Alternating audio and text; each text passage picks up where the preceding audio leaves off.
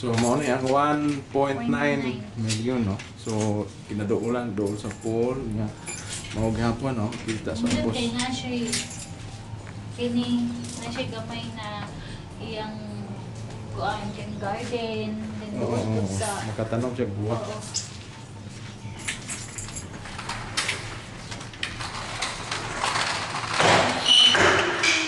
Terrace.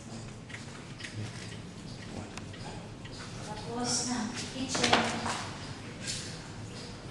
Pwede kay pangkuan na ni kung sa ilang gustong ibutang ka ng noon panagkitan ka ng cabinet nga butangan na lang nila dire wala na akong kuha kay rocks jud ni nga dako jud kayo ang laang kaya sa kanan pwede man ni inanaon gani siya cabinet ang ano ng cabinet diha and then mao ni siya ang iyang living room dining area tapos ang bedroom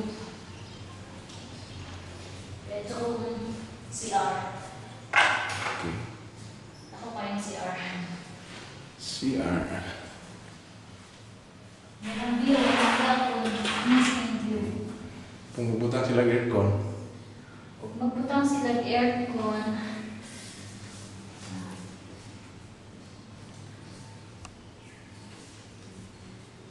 Pwede. tayo na lang siguro. Pwede i-open mo niya. Pwede mo niya ma-open ka rin.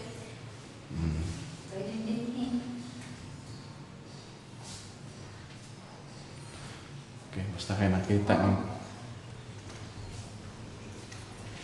Mga na lang yan nakabilin sa first building. Katong pinakataas ang going pamangya po ng construction. Ano siya ang Snowbird's Nest, 1-bedroom apartment. ako ng pangayon. Ano?